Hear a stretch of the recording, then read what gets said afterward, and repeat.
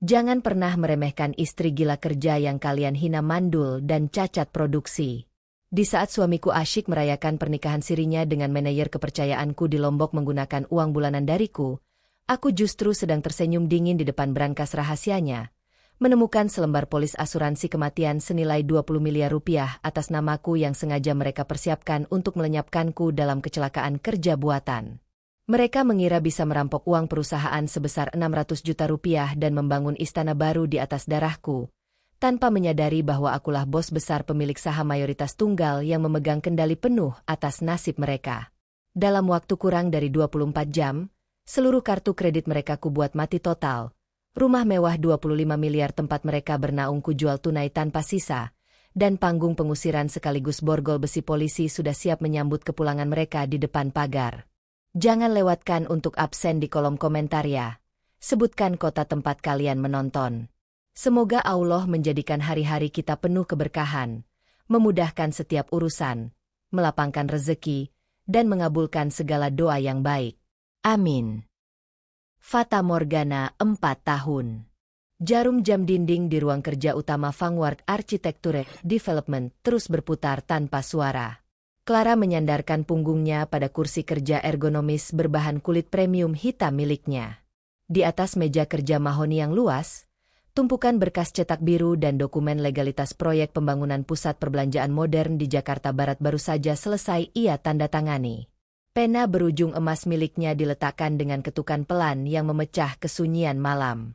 Napas wanita itu berembus panjang, melepaskan kepenatan luar biasa yang menggelayuti kedua pundaknya sejak matahari belum terbit pagi tadi. Sebagai seorang wanita karir yang baru menginjak usia 33 tahun, waktu istirahat adalah hal yang sangat langka dan mahal.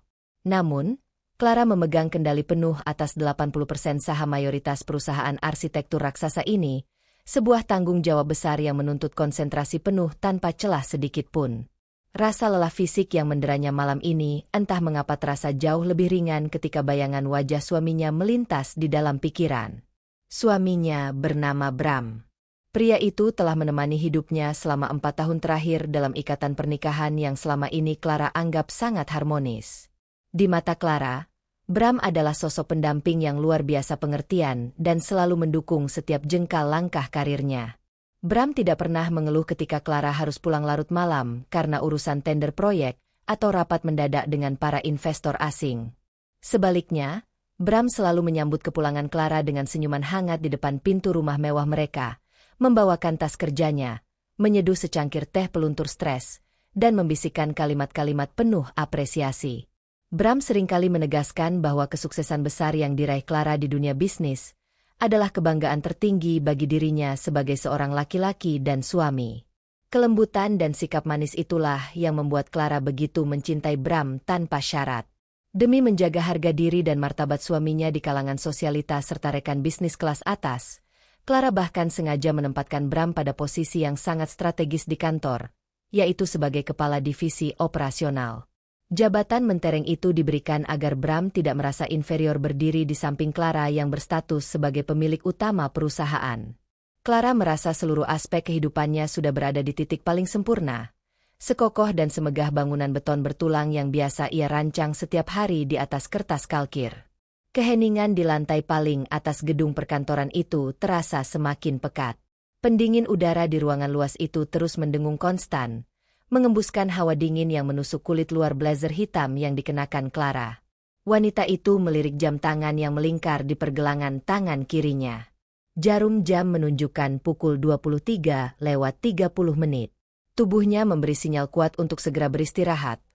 Namun matanya masih enggan terpejam karena sisa kafein dari kopi sore tadi.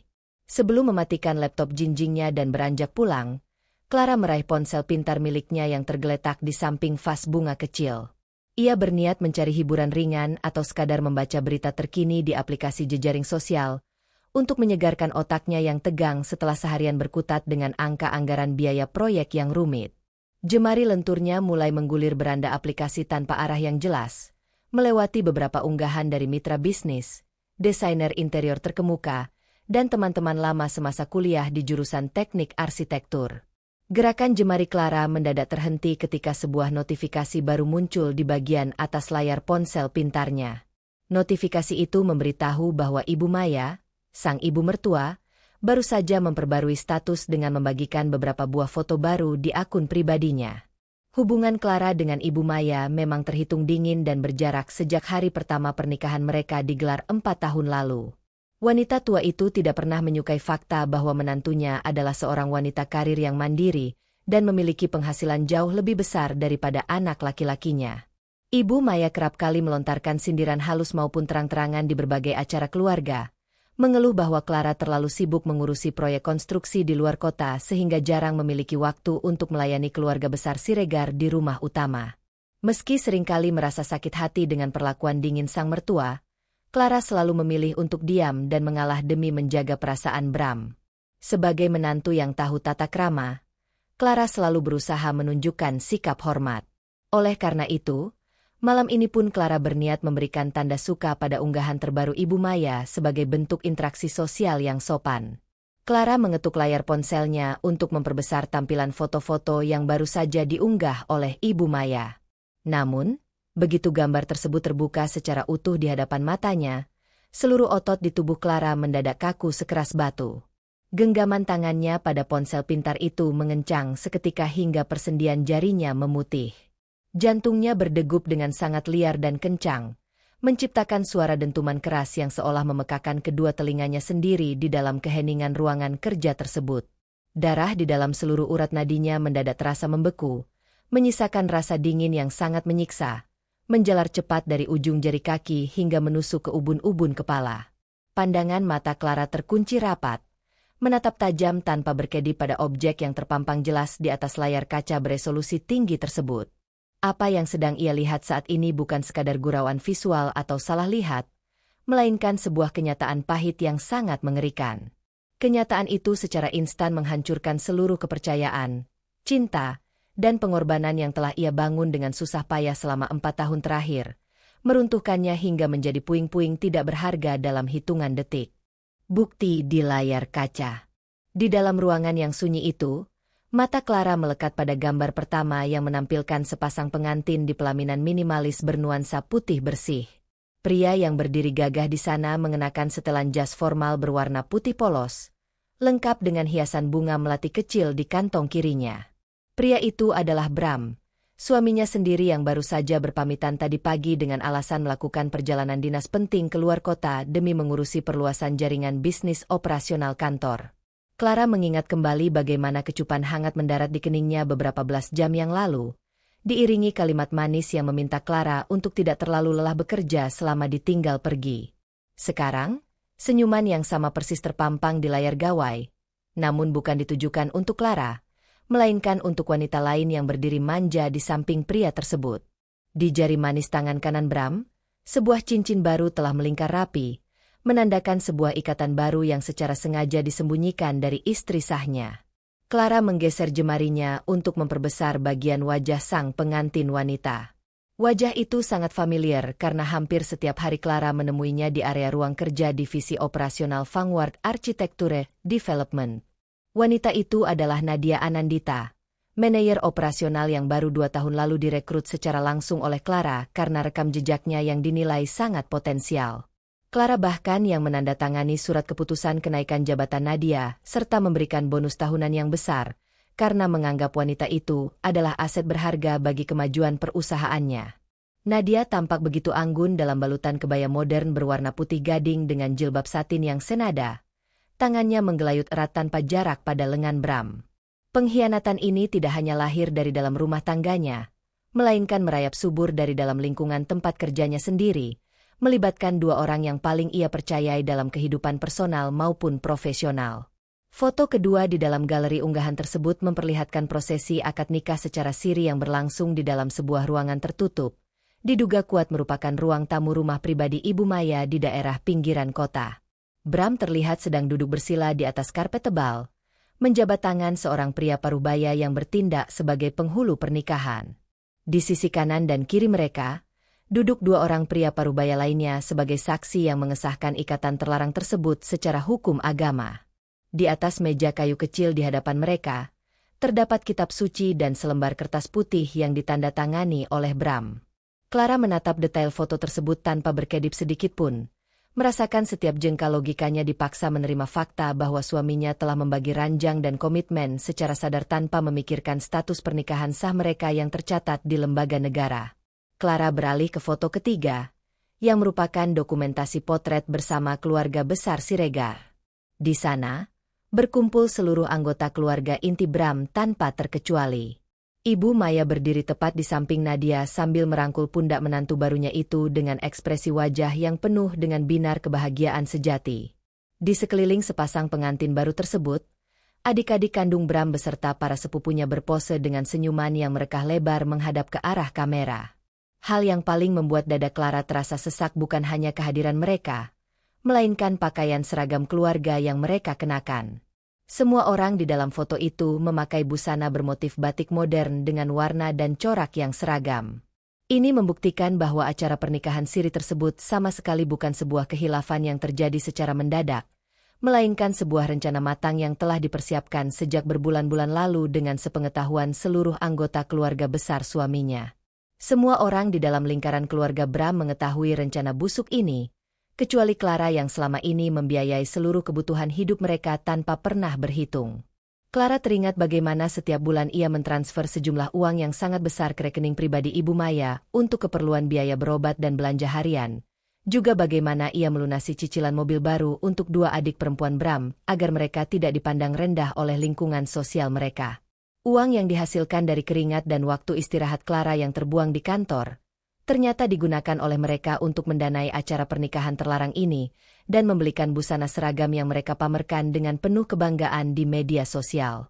Tidak ada satupun gurat wajah bersalah atau cemas dari keluarga tersebut, seolah-olah keberadaan Clara sebagai istri pertama yang sah telah dianggap mati atau tidak pernah ada dalam kehidupan mereka. Pandangan Clara kemudian beralih ke bagian bawah foto, tempat takarir atau keterangan unggahan tertulis. Kalimat yang disusun oleh Ibu Maya menggunakan huruf kapital seolah menjadi palu godam yang menghantam seluruh sisa harga diri Clara sebagai seorang wanita. Teks itu berbunyi, "Alhamdulillah sah. Akhirnya anak lelaki kesayangan ibu mendapatkan kebahagiaan sejati yang sesungguhnya. Pernikahan siri yang penuh dengan berkah dari surga. Menantu baru yang sangat lembut, penurut, dan tidak gila kerja seperti wanita karir yang hanya tahu mengurusi uang. Terima kasih ya Allah. Doa ibu yang selama ini dipanjatkan akhirnya dikabulkan dengan cara yang sangat indah." Rangkaian kata-kata kasar itu ditulis tanpa ada rasa sungkan, sengaja dipublikasikan agar bisa dilihat oleh seluruh jaringan pertemanan mereka, termasuk rekan-rekan yang juga mengenal Clara. Clara membaca ulang takarir tersebut sebanyak 3 kali untuk memastikan bahwa ia tidak sedang berhalusinasi akibat kelelahan bekerja. Setiap huruf yang tertulis di sana terasa seperti tetesan cairan asam yang membakar kulitnya secara perlahan. Sindiran kejam tentang dirinya yang dicap sebagai wanita gila kerja yang tidak tahu cara melayani suami benar-benar membuat akal sehatnya teruji. Selama ini, alasan utama Clara bekerja keras tanpa mengenal waktu adalah untuk memastikan bahwa Bram tidak perlu menanggung beban finansial yang berat, serta memastikan masa depan keluarga mereka terjamin dengan aset yang melimpah. Namun, pengorbanan luar biasa tersebut justru dijadikan senjata oleh ibu mertuanya untuk menjustifikasi tindakan perselingkuhan dan pernikahan siri yang dilakukan oleh anak laki-lakinya di belakang istri sah. Duniaku runtuh ketika saat menyadari bahwa seluruh dedikasi yang kuberikan selama 4 tahun ini dibalas dengan konspirasi pengkhianatan yang sangat rapi. Clara meletakkan perangkat genggamnya di atas meja dengan perlahan, tidak ingin merusak barang apapun di ruangan kerjanya. Napasnya kini terasa sangat berat, seolah oksigen di dalam ruangan luas itu mendadak menipis secara drastis. Ada gejolak hebat di dalam rongga dadanya, sebuah dorongan primitif yang menyuruhnya untuk menangis histeris, berteriak sekencang mungkin untuk meluapkan rasa sakit hati, atau langsung berkendara menuju rumah Ibu Maya untuk melabrak mereka di tengah pesta perayaan tersebut. Keinginan untuk mengamuk dan merusak segala hal di sekitarnya sempat mendominasi pikiran Clara selama beberapa menit yang menegangkan. Namun, Clara bukan wanita biasa yang mudah dikendalikan oleh ledakan emosi sesaat. Tepat ketika air mata pertamanya hendak bergulir jatuh membasahi pipi, insting bisnisnya yang tajam dan berdarah dingin langsung mengambil alih kendali kesadaran tubuhnya secara penuh. Logika arsitekturnya yang terbiasa menganalisis struktur kerusakan bangunan segera bekerja dengan kecepatan tinggi. Menangis, mengamuk, atau melabrak mereka malam ini hanya akan membuat dirinya terlihat menyedihkan dan lemah di mata orang-orang yang telah menginjak-injak harga dirinya. Clara menarik napas dalam-dalam, menahannya di dalam paru-paru selama 5 detik, lalu mengembuskannya secara perlahan hingga detak jantungnya kembali normal. Rasa sakit hati yang teramat sangat itu kini mengkristal, berubah wujud menjadi sebuah tekad pembalasan yang sangat dingin, terukur, dan mematikan. Clara menatap kembali pantulan wajahnya di layar ponsel pintar yang mulai meredup. Wajah yang ada di cermin itu adalah wajah seorang pemimpin perusahaan, bukan wajah seorang korban yang malang. Mereka mengira bahwa dengan melakukan pernikahan siri di belakangnya, mereka telah memenangkan sebuah pertempuran besar atas dirinya.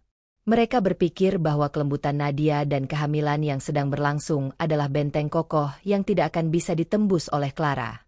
Yang paling menggelikan adalah mereka melupakan fakta mendasar bahwa seluruh kemewahan, status sosial, dan fasilitas hidup yang mereka nikmati selama ini adalah hasil dari jerih payah Clara sepenuhnya.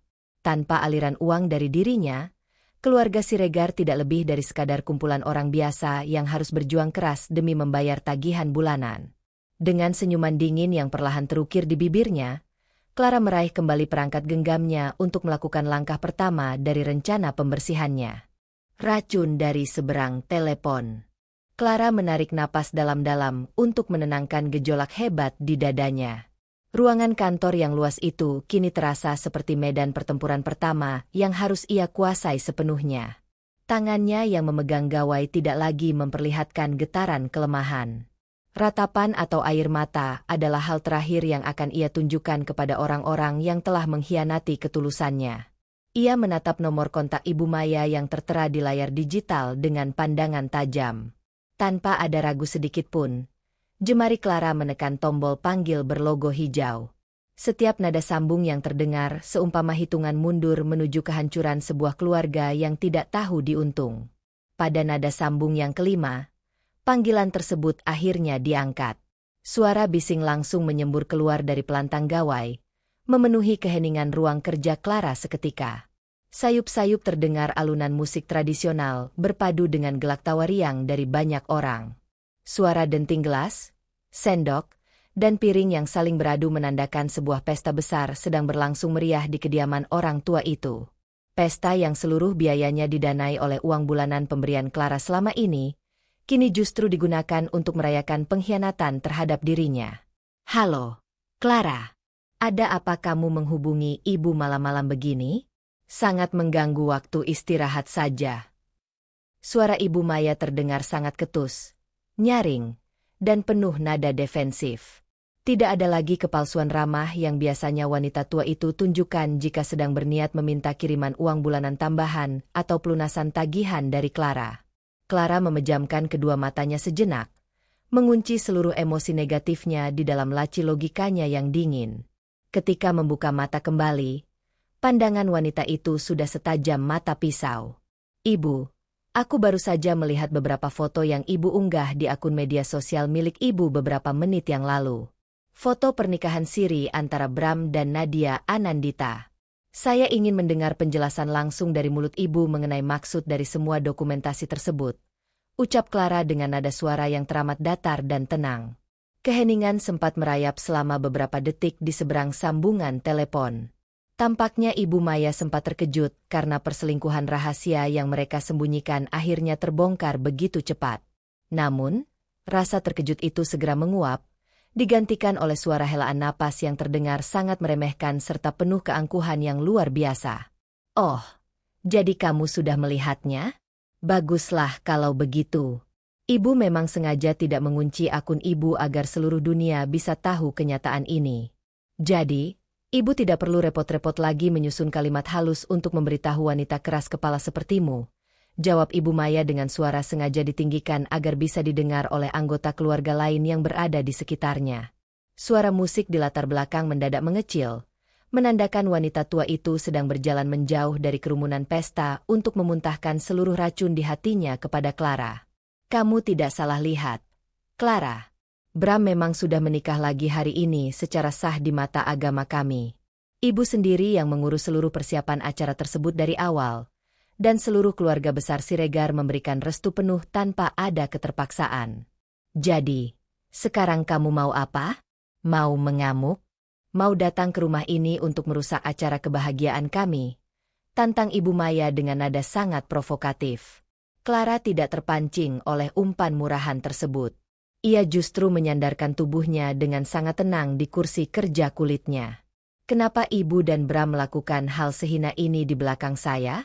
Selama 4 tahun membina rumah tangga, apakah ada kekurangan materi atau fasilitas yang saya berikan kepada keluarga kalian? Tanya Clara, memancing agar wanita tua itu mengeluarkan seluruh isi kepalanya secara gamblang tanpa ada yang ditutupi lagi. Clara secara diam-diam telah mengaktifkan fitur perekam suara digital di komputer jinjingnya yang terhubung dengan gawai. Setiap kata yang keluar dari mulut ibu mertuanya akan menjadi bukti otentik yang sangat berharga di pengadilan nanti. Ibu Maya tertawa keras mendengar pertanyaan Clara. Sebuah suara tawa yang terdengar sangat menjijikan dan penuh kepuasan. Kekurangan kamu tanya? Berkacalah, Clara Windia. Kamu itu memang dilahirkan sebagai seorang wanita, tetapi kelakuan, ambisi, dan egomu sama sekali tidak ada bedanya dengan seorang pria jantan.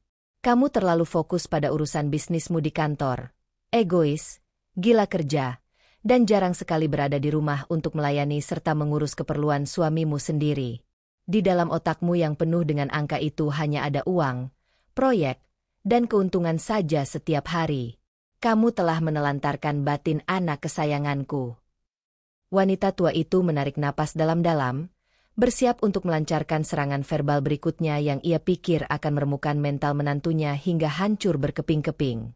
Hal yang paling parah dan membuat ibu tidak tahan adalah, sudah 4 tahun kalian menikah, dan rahimmu itu sama sekali tidak bisa menghasilkan keturunan untuk meneruskan marga keluarga kami. Kamu itu wanita mandul. Clara. Kamu tidak berguna sebagai seorang istri, karena tidak bisa memberikan cucu untuk ibu. Untuk apa uang berlimpah dan rumah mewah jika rumah tanggamu sepi seperti kuburan? Tuduhan mandul itu menghantam kesadaran Clara dengan telak. Padahal, alasan utama mereka belum memiliki anak adalah karena Bram yang selalu meminta untuk menunda kehamilan dengan alasan belum siap secara mental untuk menjadi seorang ayah. Sementara Clara sendiri selalu dinyatakan sehat dan subur setiap kali melakukan pemeriksaan rutin di rumah sakit spesialis kandungan. Namun, Clara memilih untuk tidak mendebat klaim sepihak yang keliru tersebut. Ia membiarkan wanita tua itu tenggelam di dalam delusi kebohongannya sendiri agar bukti yang terekam semakin sempurna. Sementara Nadia, lanjut Ibu Maya dengan nada suara yang mendadak berubah menjadi sangat lembut dan penuh kebanggaan. Dia adalah sosok wanita tulen yang sesungguhnya di mata ibu. Dia sangat lemah lembut, penurut, tahu cara menempatkan diri di hadapan orang tua, dan tidak pernah sekalipun membantah perkataan Bram. Yang paling penting dari segalanya adalah, saat ini Nadia sedang mengandung benih dari anakku. Usia kandungannya memang baru memasuki beberapa minggu, tetapi dia sudah membawa berkah kehidupan yang tidak akan pernah bisa kamu berikan sampai kapanpun. Jadi, karena Nadia sedang mengandung anak dari Bram, ibu merasa memiliki hak mutlak untuk mengkhianati pernikahan sah kami. Tanya Clara, memastikan benang merah dari konspirasi domestik ini tercatat jelas dalam rekaman. Jangan berlagak menjadi korban yang paling menderita di dunia. Clara, Bram itu seorang laki-laki dewasa yang normal. Dia memiliki hak mutlak untuk mencari kebahagiaan batin dan meneruskan keturunannya jika istri pertamanya cacat produksi. Jika kamu masih ingin bertahan menjadi istri pertama yang sah secara hukum negara karena gengsimu yang terlalu tinggi itu, silakan saja. Tetapi jangan pernah bermimpi Bram akan memprioritaskan dirimu lagi seperti dulu. Kamu hanya akan menjadi pajangan tidak berguna di rumah mewah itu. Namun, jika kamu memilih untuk tahu diri, mundur, dan meminta cerai, itu jauh lebih bagus bagi masa depan keluarga kami. Kami tidak sudi memiliki menantu yang gila hormat sepertimu. Klik. Sambungan telepon langsung diputus secara kasar dan sepihak dari seberang sana oleh Ibu Maya. Clara perlahan menurunkan gawai dari daun telinganya. Suasana di dalam ruang kerjanya kembali senyap seketika, menyisakan deru pendingin udara yang terasa semakin menusuk tulang. Kesunyian itu terasa begitu dingin. Namun anehnya, tidak ada lagi rasa sakit hati yang tersisa di dalam dada Clara. Rangkaian makian, tuduhan mandul, dan kesombongan ibu mertuanya justru menjadi obat penawar rasa bersalah yang paling mujarab bagi dirinya. Pengorbanan dan ketulusannya selama 4 tahun ini terbukti telah diberikan kepada sekelompok manusia yang tidak memiliki hati nurani. Clara mematikan fitur perekam suara di komputer jinjingnya, lalu menyimpan berkas audio digital berdurasi 5 menit itu ke dalam penyimpanan awan yang terkunci rapat dengan sistem keamanan berlapis. Sebuah senyuman tipis yang sangat dingin terukir di bibir indahnya. Wanita gila kerja yang kalian hina ini memang tidak lagi membutuhkan suami tidak berguna seperti anakmu, Ibu Maya. Namun, kalian semua akan segera menyadari dengan penuh penyesalan seberapa jauh kekuatan uang, aset, dan kekuasaan hukum yang kumiliki bisa menyeret kalian semua masuk ke dalam neraka kemiskinan yang paling dalam.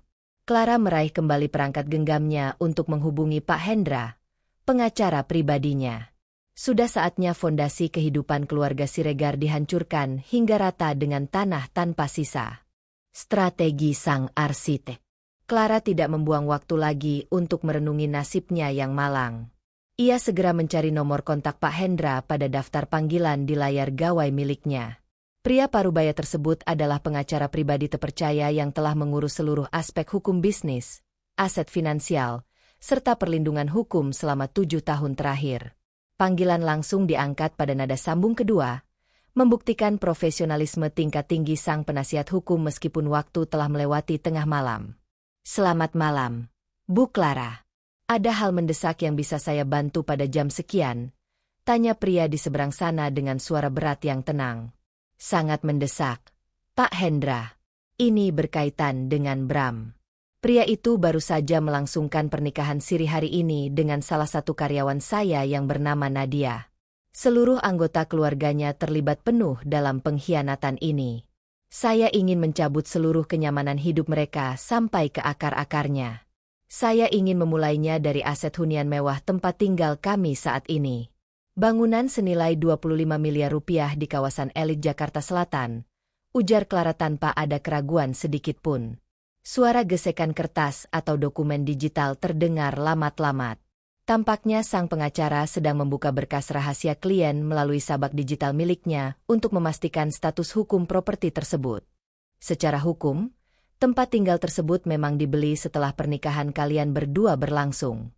Namun, berdasarkan dokumen pembelian awal, seluruh aliran dana berasal dari rekening pribadi Anda sebelum merger perusahaan. Sertifikat hak milik atas properti itu juga murni tertera atas nama Clara Windia secara tunggal. Secara legalitas hukum negara, Anda memiliki hak mutlak untuk menjual aset tersebut kapan saja tanpa memerlukan tanda tangan atau persetujuan tertulis dari pihak suami. Jelasnya dengan sangat rinci. Mendengar penjelasan hukum yang gamblang, sebuah senyuman puas terukir di wajah Clara. Bagus sekali. Tolong hubungi jaringan investor properti yang Anda miliki sekarang juga. Saya ingin hunian itu terjual dengan sangat cepat dalam minggu ini. Saya tidak peduli jika harganya harus sedikit di bawah harga pasar, asalkan pembeli mampu membayar seluruh nominal secara tunai tanpa dicicil. Eksekusi pengosongan bangunan harus dijadwalkan tepat pada hari pengkhianat itu pulang dari luar kota. Perintah Clara dengan nada dingin. Saya sangat mengerti keinginan Anda, Bu Clara. Saya akan langsung menghubungi rekan bisnis saya yang bernama Pak Surya besok pagi-pagi sekali. Beliau adalah seorang kolektor properti yang memiliki likuiditas dana sangat besar dan menyukai transaksi cepat. Seluruh proses pengalihan nama dan jual beli ini akan kita lakukan secara senyap tanpa ada kebocoran informasi sedikitpun kepada pihak luar maupun keluarga pasangan Anda. Jawab penasihat hukumnya memberikan jaminan. Setelah pembicaraan berakhir, Clara meletakkan gawai di atas meja kerja. Rasa lelah yang sempat menggelayuti tubuhnya kini menguap sepenuhnya, digantikan oleh adrenalin yang bergejolak. Strateginya sudah tersusun rapi di dalam kepala. Langkah pertamanya berjalan lancar tanpa hambatan berarti. Pengkhianat yang sedang bersenang-senang menikmati malam pertama di luar kota tidak akan pernah menduga bahwa tempat bernaung mereka telah berpindah tangan ke orang lain.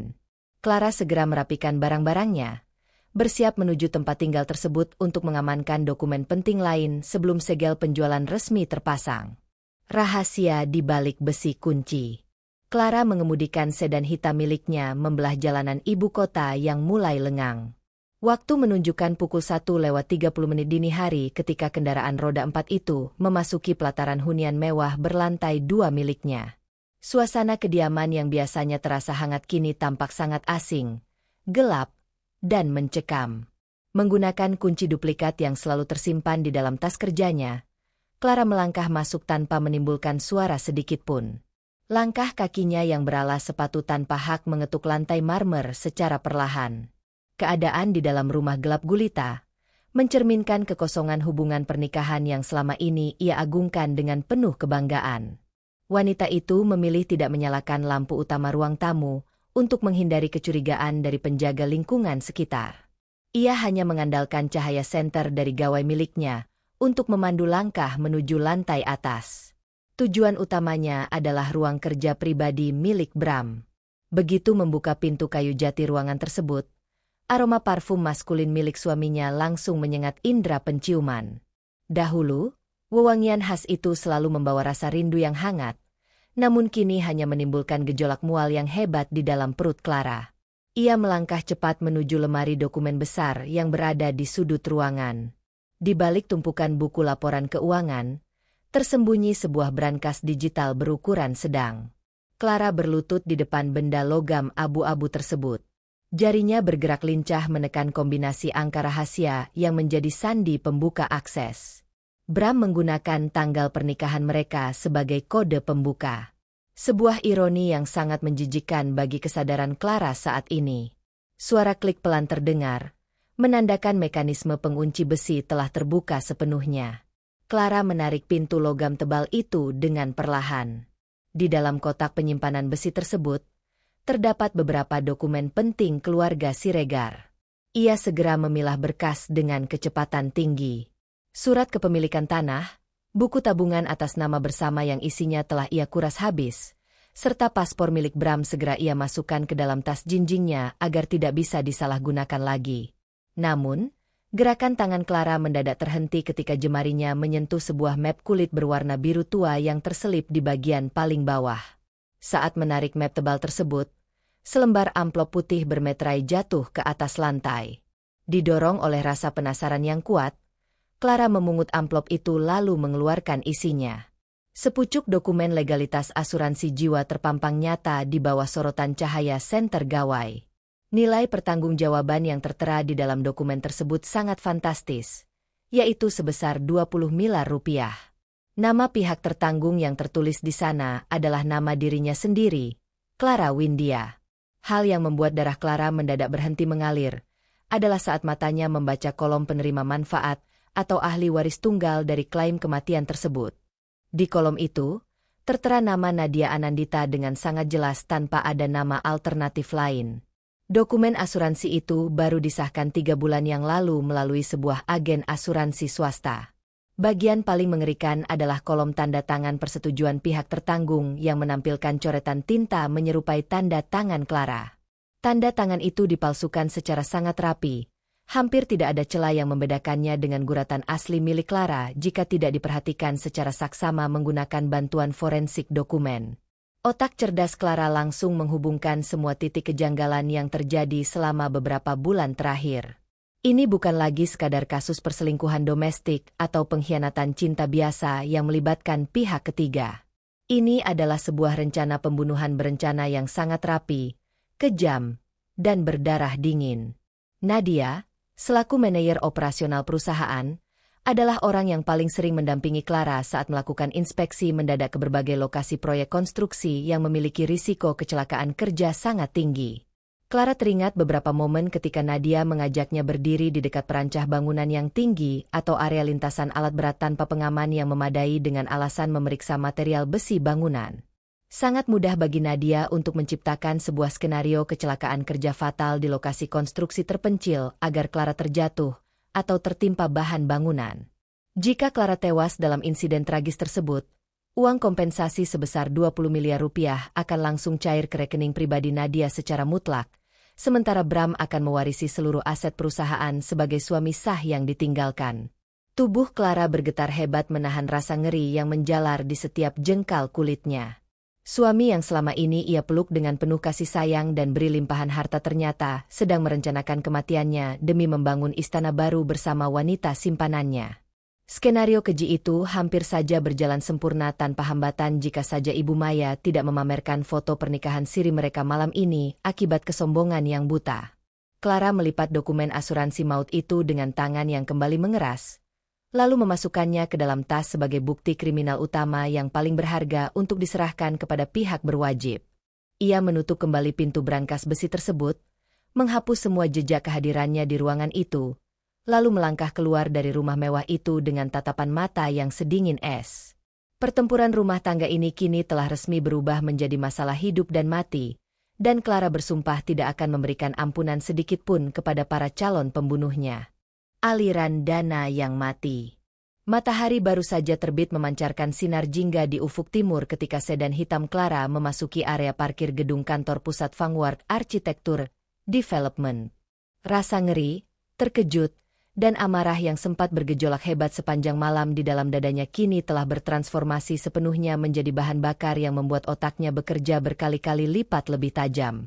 Tepat pukul 8 pagi, Clara sudah duduk di dalam ruang rapat eksekutif yang kedap suara. Di hadapannya, telah menunggu Pak Wawan selaku direktur utama dan Pak Rian selaku akuntan senior perusahaan. Pengacara pribadinya, Pak Hendra, juga duduk mendampingi di sisi kirinya dengan ekspresi wajah yang sangat serius. Pak Rian, bagaimana dengan instruksi pemeriksaan mendesak yang saya minta subuh tadi? Apakah tim keuangan sudah menemukan titik terangnya? Tanya Clara langsung membuka pembicaraan tanpa basa-basi. Pak Rian membenarkan posisi kacamata minusnya, lalu memutar layar komputer jinjing ke arah Clara. Sebuah grafik keuangan dengan banyak sorotan warna merah menyala terpampang jelas di sana.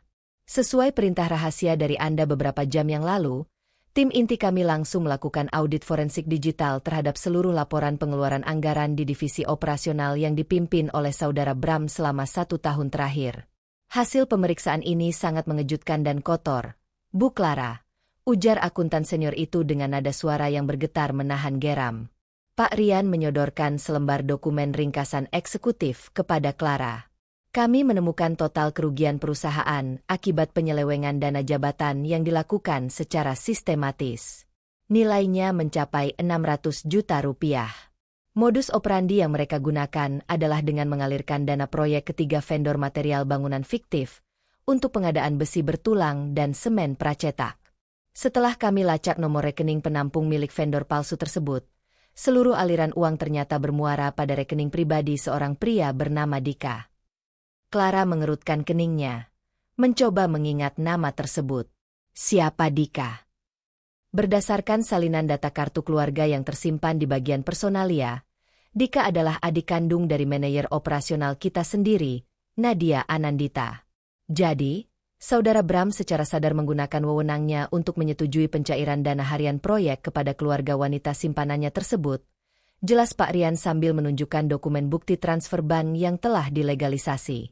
Tidak berhenti di situ, Pak Wawan selaku direktur utama ikut menyodorkan map dokumen lain yang berisi rincian penggunaan fasilitas kantor. Selain penggelapan dana vendor, kami juga menemukan puluhan klaim perjalanan dinas palsu serta akomodasi hotel bintang 5 yang sama sekali tidak ada hubungannya dengan agenda bisnis perusahaan. Puncaknya adalah kepergian mereka ke Pulau Lombok minggu ini. Di dalam sistem, Bram menginput kegiatan tersebut sebagai seminar arsitektur nasional. Namun seluruh biaya makan malam mewah, sewa villa tepi pantai, hingga tiket pesawat kelas bisnis untuk Bram, Nadia, bahkan Ibu Maya, dibebankan langsung ke kartu kredit korporat milik perusahaan Anda. Clara membaca angka demi angka di lembaran kertas tersebut dengan tatapan mata yang sangat dingin sehangat es kutub. Mereka bukan hanya mengkhianati ikatan suci sebuah pernikahan, melainkan telah berani merampok harta dari perusahaan yang ia bangun dengan darah dan air mata. Mereka menikmati kemewahan di atas penderitaan dan kerja keras Clara, bahkan menggunakannya untuk mendanai acara pernikahan terlarang mereka. Sempurna. Mereka telah melakukan tindak pidana korupsi sektor swasta, pemalsuan dokumen, dan penggelapan dalam jabatan. Ucap Clara dengan suara yang sangat tenang namun bertenaga, membuat seisi ruangan rapat merinding. Pak Rian, pastikan seluruh bukti digital, nota pembelian palsu, dan mutasi rekening koran ini dicetak serta digandakan sekarang juga. Jangan biarkan ada satu dokumen pun yang terlewat. Clara kemudian menatap direktur utama perusahaannya. Pak Wawan, terbitkan surat pemecatan tidak hormat untuk Bram Siregar dan Nadia Anandita detik ini juga atas pelanggaran berat kode etik dan tindak kriminalitas. Nonaktifkan seluruh hak akses sistem komputer, sandi akun perusahaan, serta email korporat mereka agar mereka tidak bisa menghapus jejak digital lainnya. Sebelum mengakhiri rapat darurat tersebut, Clara meraih ponsel pintarnya. Ia menghubungi pihak Bank Mandiri Korporat untuk memindahkan seluruh saldo senilai 1.500.000.000 rupiah dari rekening bersama miliknya dengan Bram ke dalam rekening pribadi barunya yang tidak bisa diakses oleh siapapun. Tidak lupa, Clara memberikan instruksi tegas untuk melakukan pemblokiran permanen terhadap 2 kartu kredit tambahan yang selama ini dipegang oleh Bram dan Ibu Maya. Clara menyandarkan tubuhnya di kursi kerja dengan senyuman kepuasan yang dingin. Ia bisa membayangkan bagaimana kepanikan luar biasa akan segera melanda Bram, Nadia, dan Ibu Maya yang saat ini sedang berada di Pulau Lombok. Saat mereka hendak membayar tagihan kamar hotel mewah atau membeli barang belanjaan mahal di butik, kartu kredit mereka akan mendadak memunculkan tulisan transaksi ditolak, dan seluruh saldo di dalam mesin anjungan tunai mandiri mereka telah berubah menjadi nol mutlak.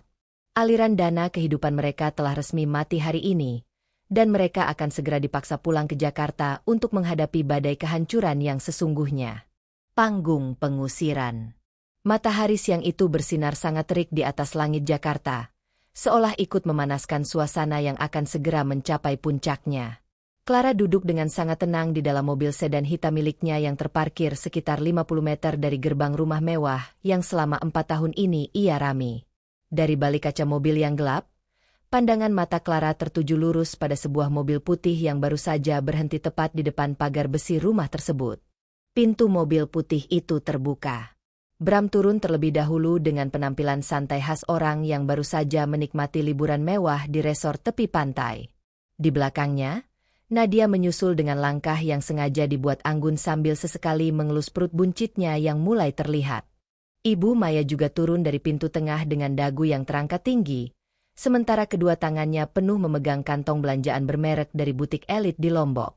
Adik-adik perempuan Bram ikut keluar sambil tertawa lebar, bersiap untuk kembali menikmati fasilitas rumah mewah yang mereka pikir akan menjadi milik mereka selamanya. Namun, tawa bahagia keluarga Siregar mendadak terhenti total ketika mereka melangkah mendekati pintu pagar utama. Langkah kaki mereka tertahan oleh pemandangan mengejutkan di halaman depan. 2 orang pria berbadan tegap dengan seragam safari hitam berdiri kokoh, menjaga pintu masuk utama rumah. Di samping kedua pria tersebut, puluhan kardus besar berisi pakaian, sepatu, tas, dan seluruh barang pribadi milik keluarga Bram telah ditumpuk rapi di atas lantai semen pelataran luar. Wajah Ibu Maya seketika berubah pucat melihat tumpukan barang tersebut. Ia menjatuhkan kantong belanjaannya ke lantai dengan histeris. "Loh, ini ada apa? Siapa kalian dan kenapa barang-barang kami ada di luar rumah seperti ini?" teriak Ibu Maya dengan suara melengking yang memecah keheningan kompleks perumahan elit tersebut. Bram langsung merangsek maju dengan emosi yang sudah menyala merah di matanya. "Heh, apa-apaan ini? Ini adalah rumah saya. Siapa yang berani lancang mengeluarkan barang-barang keluarga saya dari dalam?" bentak Bram kepada kedua petugas keamanan yang berjaga. Tepat saat itu, pintu utama rumah terbuka. Pak Surya, sang investor properti kakap, keluar bersama dengan staf hukumnya yang membawa map tebal berisi berkas sertifikat asli kepemilikan tanah. "Selamat siang, Saudara Bram Siregar. Saya adalah Surya. Rumah beserta seluruh tanah dan strukturnya ini telah sah menjadi milik saya sejak kemarin sore melalui transaksi jual-beli legal yang tercatat resmi di hadapan notaris. Seluruh dana sebesar 25 miliar rupiah telah kami transfer ke rekening pribadi Ibu Clara Windia sebagai pemilik mutlak tunggal aset ini. Pengosongan bangunan dilakukan hari ini juga," ujar Pak Surya dengan suara yang sangat tenang namun penuh ketegasan. Mendengar penjelasan dari Pak Surya, wajah Bram seketika berubah pucat pasi seputih kertas koran. Nadia yang mendengar kenyataan bahwa mereka diusir langsung memegangi lengan Bram dengan tubuh yang bergetar hebat karena ketakutan. Mas, ini bagaimana? Kenapa rumah kita bisa dijual oleh Clara? Kita mau tinggal di mana sekarang? Rintih Nadia panik sambil menatap tumpukan kardus pakaian mereka. Ibu Maya mulai berteriak histeris di depan pagar. Mencoba menerobos masuk namun langsung dihadang oleh tangan kekar para petugas keamanan. Tidak mungkin. Ini rumah anakku. Clara sialan. Berani-beraninya dia menjual rumah ini. Keluar kamu. Clara. Jangan sembunyi. Jerit wanita tua itu tanpa tahu malu. Tepat pada momen kekacauan tersebut, sebuah motor kurir ekspres berhenti di depan pagar untuk menyerahkan sebuah kotak hitam besar berpita merah menyala yang dikirimkan atas nama Clara. Bram menyambar kotak itu dengan tangan bergetar karena amarah, lalu merobek bungkusnya di depan semua orang. Di dalam kotak tersebut, tidak ada kunci rumah atau surat permohonan maaf, melainkan map dokumen resmi berlogo Vanguard Architecture Development. Dokumen pertama adalah surat pemecatan tidak hormat atas nama Bram Siregar dan Nadia Anandita terkait kasus korupsi dan penggelapan dana vendor sebesar 600 juta rupiah. Di bagian bawah map terdapat dokumen kedua yang memperlihatkan salinan akta otentik struktur kepemilikan saham perusahaan terbaru yang membuktikan bahwa Clara Windia adalah pemilik saham mayoritas mutlak sebesar 80% di perusahaan tempat mereka bekerja. Bram terenyak di tempatnya berdiri, menyadari sebuah kenyataan pahit bahwa selama ini ia hanyalah seorang pekerja biasa di bawah kekuasaan penuh istrinya yang selalu ia remehkan di depan ibunya. Tepat pada detik keheningan yang mencekam itu, Clara membuka pintu mobil sedannya dan melangkah keluar dengan keanggunan seorang penguasa sejati. Langkah kaki Clara yang berbunyi ketat di atas aspal jalanan langsung mengalihkan perhatian seluruh anggota keluarga Siregar ke arahnya. Clara melepaskan kacamata hitamnya, menatap lurus ke arah 3 orang yang telah menghancurkan pernikahannya. Selamat siang, Ibu Maya, Bram, dan istri baru. Sapa Clara dengan senyuman paling manis namun sedingin es kutub. Bagaimana liburan kalian di Lombok? Apakah fasilitas dari kartu kredit perusahaanku cukup memuaskan untuk membiayai pesta pernikahan siri kalian? Bram menatap Clara dengan pandangan mata yang dipenuhi perpaduan antara rasa tidak percaya, ketakutan, dan amarah yang meluap-luap. Clara, jadi selama ini kamu pemilik tunggal Vanguard. Kamu sengaja membohongiku? Teriak Bram dengan suara serak. Clara hanya melipat kedua tangannya di dada, berdiri tegak tanpa ada sedikit pun rasa takut di wajahnya. Panggung pembalasan dendamnya telah berdiri dengan sempurna, dan orang-orang egois di hadapannya ini akan segera menyadari bahwa mereka hanyalah tikus kecil yang masuk ke dalam jebakan besi yang ia rancang sendiri.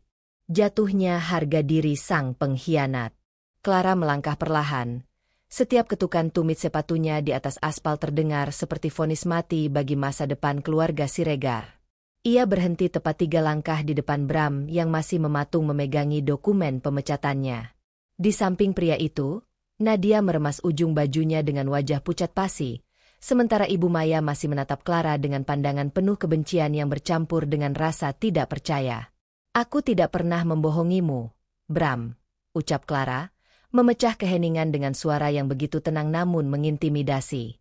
Kamu saja yang terlalu bodoh dan dibutakan oleh egomu yang tinggi. Selama 4 tahun ini, kamu begitu menikmati posisi sebagai direktur operasional hingga lupa memeriksa siapa pemilik saham mayoritas tunggal di balik Vanguard Architecture Development. Kamu mengira kesuksesan yang kamu nikmati adalah hasil kehebatanmu sendiri. Padahal itu semua terjadi karena aku membiarkanmu bermain di atas panggung yang kuciptakan. Bram menggelengkan kepalanya dengan tatapan mata yang bergetar hebat. Clara, tolong dengarkan aku dulu. Ini semua tidak seperti yang kamu lihat. Pernikahan ini hanya khilafan sementara. Aku melakukan ini karena... Bram mencoba meraih tangan Clara, namun 2 petugas keamanan berbadan tegap langsung maju 1 langkah, menghalangi pergerakannya dengan tatapan mengancam. Nadia yang menyadari posisinya semakin terdesak mendadak menjatuhkan dirinya di atas lutut di depan Clara. Air mata buayanya mulai mengalir deras membasahi pipi. Mbak Clara, saya mohon ampuni kami. Saya tahu saya salah. Saya telah mengkhianati kebaikan Mbak. Tapi tolong, Kasihanilah bayi di dalam kandungan saya ini. Mbak, dia tidak berdosa. Tolong jangan pecat kami. Bagaimana kami bisa membiayai anak ini jika kehilangan pekerjaan? Ratap Nadia sambil mencoba menggapai ujung gaun Clara. Clara menatap wanita di bawahnya itu tanpa ada sedikit pun rasa iba di matanya. Rasa ngeri yang ia rasakan semalam di depan brankas besi kini telah berubah menjadi rasa jijik yang luar biasa. Anak yang tidak berdosa. Clara tersenyum sinis, lalu membungkuk sedikit agar wajahnya sejajar dengan Nadia. Lalu bagaimana dengan nyawaku? Apakah kamu memikirkan dosanya saat memalsukan tanda tanganku untuk polis asuransi jiwa senilai 20 miliar rupiah? Pertanyaan itu meluncur dari mulut Clara laksana petir yang menyambar di siang bolong. Nadia seketika menghentikan ratapannya. Matanya membelalak sempurna karena terkejut. Di sampingnya, Bram langsung membeku. Seluruh sendi tubuhnya terasa lemas seketika. Mereka berdua saling pandang dengan tatapan horor, menyadari bahwa rahasia paling gelap dan mematikan yang mereka sembunyikan rapat-rapat telah terbongkar sepenuhnya. Kamu pikir aku tidak tahu rencana busuk kalian? Lanjut Clara. Suaranya kini meninggi, memancarkan otoritas yang mutlak. Kalian merencanakan kecelakaan kerja di lokasi proyek konstruksi terpencil agar uang asuransi itu cair ke rekening Nadia. Sementara Bram akan mewarisi seluruh sisa asetku. Kalian bukan hanya pezina dan pencuri uang perusahaan sebesar 600 juta rupiah melalui vendor fiktif adikmu, Dika. Kalian adalah sepasang calon pembunuh berdarah dingin. Ibu Maya yang sedari tadi diam karena syok, mendadak berteriak histeris membela anaknya. Clara, jangan membuat fitnah keji. Anakku tidak mungkin melakukan hal sekejam itu. Kamu pasti sengaja mengarang cerita ini karena cemburu dan mandul. Tepat setelah teriakan Ibu Maya mereda, suara sirine mobil polisi mendadak terdengar meraung-raung dari ujung jalan kompleks. 2 mobil patroli polisi berbelok dengan cepat dan berhenti tepat di depan gerbang rumah mewah tersebut. Pak Hendra, pengacara pribadi Clara, keluar dari mobil pertama bersama seorang perwira polisi berpangkat ajun komisaris. Selamat siang, Bu Clara. Semua berkas laporan forensik digital penggelapan dana jabatan, bukti pemalsuan dokumen asuransi, serta rekaman pengakuan awal dari saudara Dika yang baru saja kami amankan di kantornya, telah dinyatakan lengkap oleh pihak penyidik, ujar Pak Hendra sambil menyerahkan map hukum kepada petugas kepolisian. Perwira polisi itu maju ke hadapan Bram dan Nadia yang sudah lemas tak bertenaga di atas aspal. Saudara Bram Siregar dan saudari Nadia Anandita, Anda berdua resmi ditahan atas dugaan tindak pidana penggelapan dalam jabatan, pemalsuan dokumen otentik, dan konspirasi perencanaan tindak kekerasan yang membahayakan nyawa orang lain. Harap ikut kami ke kantor polisi untuk pemeriksaan lebih lanjut. Sepasang borgol besi yang dingin berbunyi klik saat dikunci di pergelangan tangan Bram dan Nadia. Nadia menjerit histeris, menangis sejadi-jadinya saat tubuhnya ditarik paksa oleh petugas Polwan menuju mobil patroli. Sementara Bram hanya bisa berjalan dengan kepala tertunduk dalam. Seluruh kesombongan dan harga dirinya sebagai seorang pria telah hancur lebur tak bersisa di depan kompleks perumahan tempat ia dulu bernaung. Ibu Maya berlari mengejar mobil polisi sambil menangis dan memukuli kap mobil. Namun langkahnya tertahan oleh tumpukan kardus barang-barang mereka yang tergeletak di pinggir jalan. Wanita tua itu terduduk di atas tanah, meratapi nasib keluarganya yang dalam sekejap mata jatuh dari puncak kemewahan menuju jurang kehancuran yang paling dalam. Clara berdiri tegak di samping Pak Hendra, menyaksikan pemandangan itu dengan tatapan kosong yang puas. Sinar matahari siang itu terasa menghangatkan jiwanya yang sempat membeku akibat pengkhianatan. Lembaran hidupnya yang lama bersama keluarga Siregar telah resmi ditutup hari ini di depan panggung pengusiran yang ia rancang sendiri. Kini, saatnya ia kembali memegang kendali penuh atas takdir hidupnya yang gemilang tanpa ada benalu yang mengikatnya lagi. Keadilan di meja hijau. 30 hari telah berlalu sejak insiden pengusiran dan penangkapan besar di depan rumah mewah itu. Ruang sidang utama Pengadilan Negeri Jakarta Selatan pagi ini terasa sangat dingin dan mencekam. Aroma kayu perabot dan berkas hukum seolah menegaskan bahwa tempat ini adalah ujung dari segala bentuk kebohongan. Clara duduk di barisan kursi penonton paling depan dengan sikap tubuh yang sangat tegap. Ia mengenakan setelan blazer formal berwarna biru tua yang rapi, memancarkan aura ketenangan seorang pemimpin yang tidak bisa digoyahkan. Di sampingnya, Pak Hendra setia mendampingi dengan tas kerja yang penuh dengan dokumen pembuktian. Tidak lama kemudian, pintu samping ruang sidang terbuka. 2 orang petugas kejaksaan mengawal 2 terdakwa masuk ke dalam ruangan. Clara menatap lurus tanpa berkedip saat melihat Bram dan Nadia berjalan dengan kepala tertunduk dalam. Penampilan mereka telah berubah total. Tidak ada lagi pakaian bermerek, perhiasan emas, atau kacamata hitam mewah yang dulu sering mereka pamerkan. Kini, keduanya mengenakan rompi tahanan berwarna oranye mencolok dengan tangan yang saling bertautan cemas. Wajah Bram terlihat sangat kusam, dipenuhi janggut tipis yang tidak terawat, sementara Nadia terus menangis pelan sambil memegangi perutnya yang semakin membesar.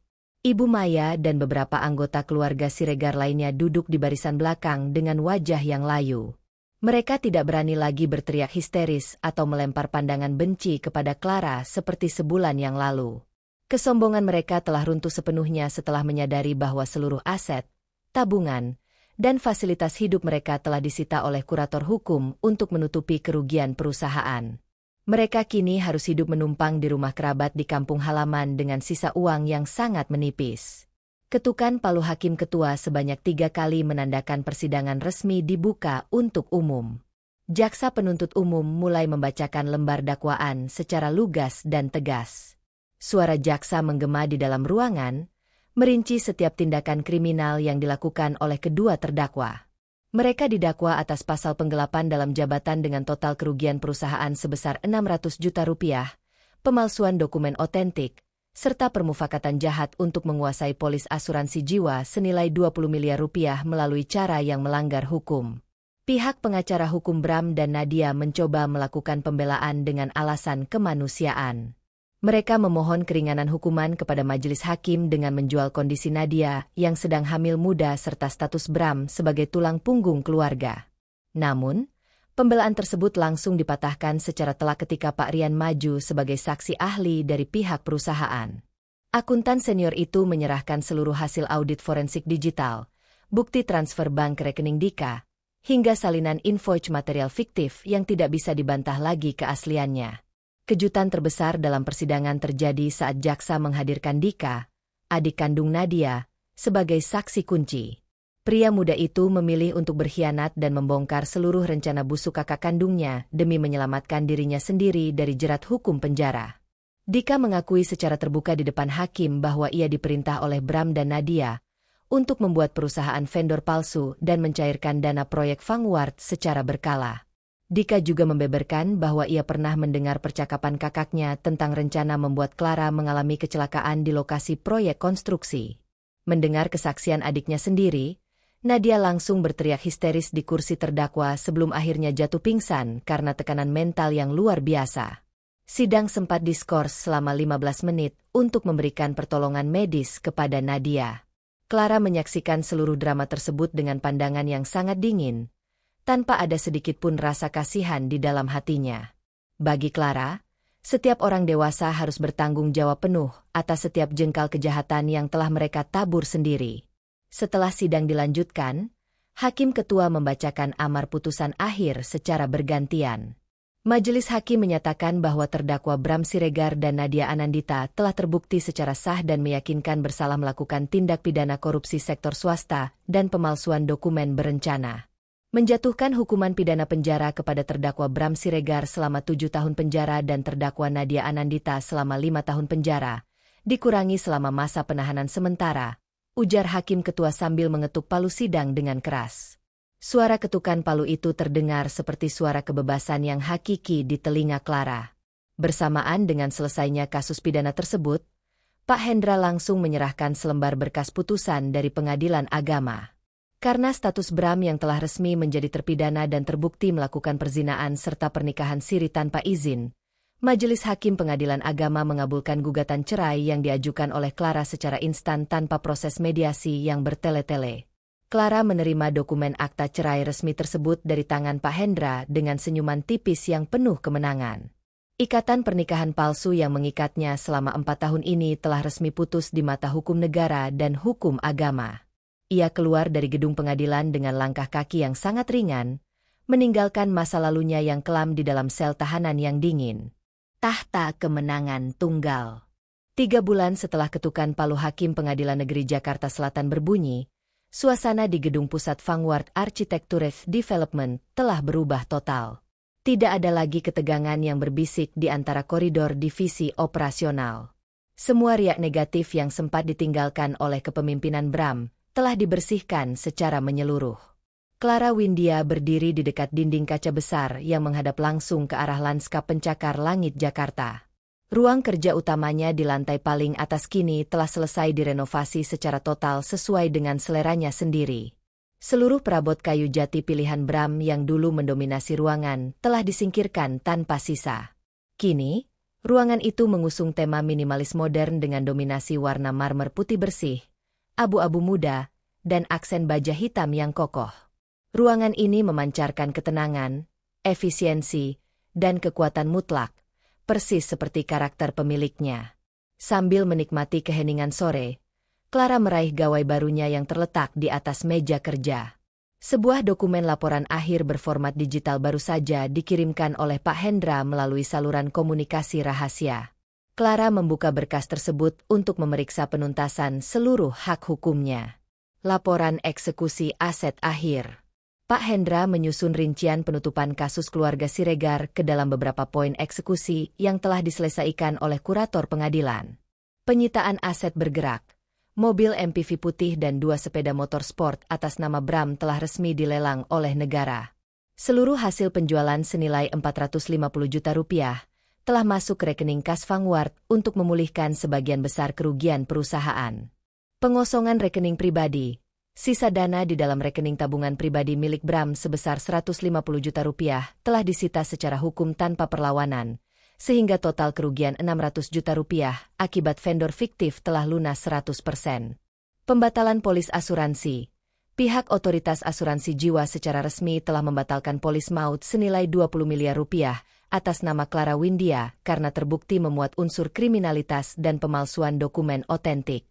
Status terpidana. Lembaga Pemasyarakatan telah menempatkan Bram di sel penjara pria untuk menjalani hukuman 7 tahun, sementara Nadia ditempatkan di sel wanita khusus untuk menjalani masa hukuman 5 tahun dengan pengawasan medis berkala terkait kondisi kandungannya. Dengan selesainya seluruh poin eksekusi di atas, maka hubungan hukum, bisnis, maupun personal antara Ibu Clara Windia dengan pihak terpidana beserta seluruh keluarga besarnya dinyatakan telah putus, selesai, dan ditutup secara permanen oleh negara. Clara meletakkan gawai tersebut kembali ke atas meja dengan helaan napas yang sangat lega. Tidak ada rasa dendam yang tersisa. Yang ada hanyalah kepuasan karena keadilan hukum telah tegak berdiri di atas kebenaran yang nyata. Kabar mengenai nasib Ibu Maya juga sempat ia dengar dari laporan tim lapangan. Wanita tua yang dulu begitu anggun itu kini harus menanggung malu yang luar biasa di kampung halamannya. Seluruh tetangga dan kerabat besar mereka mengetahui bahwa anak kesayangannya mendekam di penjara karena kasus korupsi dan perselingkuhan. Rumah kontrakan kecil yang mereka tempati sekarang jauh dari kata mewah, memaksa adik-adik perempuan Bram untuk mulai bekerja kasar demi menyambung hidup sehari-hari. Roda kehidupan telah berputar, menjatuhkan mereka yang serakah tepat ke tempat yang seharusnya. Pintu ruang kerja diketuk secara teratur sebanyak 3 kali. Pak Wawan, Direktur Utama perusahaan, melangkah masuk dengan senyuman lebar yang cerah. Di kedua tangannya, ia membawa segulung besar cetak biru proyek terbaru yang telah dinantikan oleh seluruh jajaran direksi. Selamat sore, Bu Clara. Saya membawa dokumen draft final untuk proyek mega konstruksi pembangunan kompleks hunian pintar ramah lingkungan di kawasan bisnis baru Tangerang. Nilai investasi proyek ini mencapai 350 miliar rupiah. Dan pihak konsorsium asing meminta tanda tangan persetujuan dari Anda secara langsung selaku pemilik saham mayoritas mutlak, ujar Pak Wawan dengan nada penuh rasa hormat. Clara menyambut gulungan cetak biru tersebut, lalu membentangkannya di atas meja kerja mahoni yang luas. Matanya yang jeli langsung memeriksa setiap detail struktur bangunan, analisis dampak lingkungan, hingga kalkulasi anggaran biaya yang tertera di lembaran kertas kalkir tersebut. Semuanya dikerjakan dengan sangat presisi dan tanpa cacat. Kerja yang sangat bagus. Wawan, sampaikan apresiasi saya kepada seluruh tim arsitek dan perencana keuangan di lantai bawah. Katakan kepada mereka bahwa Vanguard akan memulai era baru yang jauh lebih besar tahun ini, ucap Clara dengan suara yang tegas dan penuh keyakinan. Ia meraih pena berujung emas miliknya, lalu menggoreskan tanda tangan resminya di atas lembar persetujuan dokumen tersebut. Baik, Bu Clara. Seluruh karyawan di kantor ini merasa jauh lebih tenang dan bersemangat sejak Anda memegang kendali penuh di garis depan tanpa ada gangguan dari pihak luar lagi. Kehadiran Anda memberikan kepastian arah bagi perusahaan ini, tambah Pak Wawan sebelum berpamitan keluar ruangan secara sopan.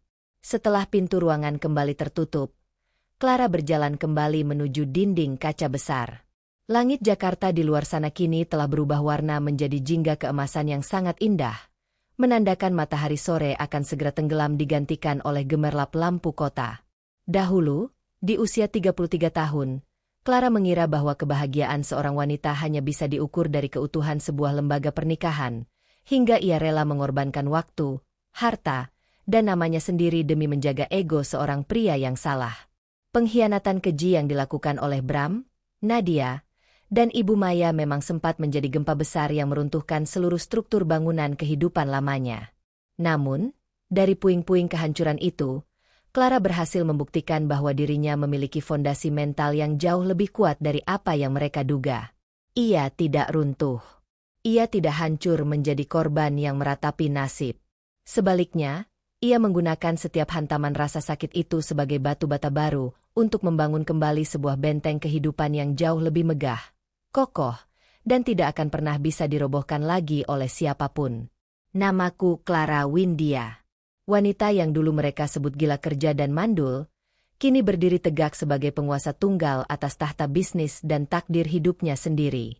Dengan reputasi yang bersih, kekayaan yang terlindungi, dan hati yang sepenuhnya damai, ia melangkah mantap menuju masa depan yang cerah dan penuh dengan kemenangan mutlak. Lembaran hitam masa lalu telah ia tutup selamanya, dan hari ini, lembaran baru yang gemilang telah resmi dimulai. Puas sekali rasanya melihat bagaimana kecerdasan dan ketenangan Clara berhasil meruntuhkan kesombongan keluarga parasit itu, hingga tidak tersisa sedikit pun, bukan? Kalau menurut kalian sendiri, apakah hukuman penjara bertahun-tahun dan hidup melarat di kampung sudah cukup setimpal untuk menebus rencana pembunuhan berencana keji yang mereka susun? Yuk, tuliskan opini dan reaksi panas kalian di kolom komen di bawah. Jangan lupa untuk klik tombol like jika kalian puas dengan pembalasan dendam yang elegan ini, dan pastikan kalian sudah subscribe channel ini agar tidak ketinggalan kisah-kisah penuh karma, plot twist menegangkan, dan perjuangan tokoh utama tangguh lainnya yang siap menguras emosi kalian.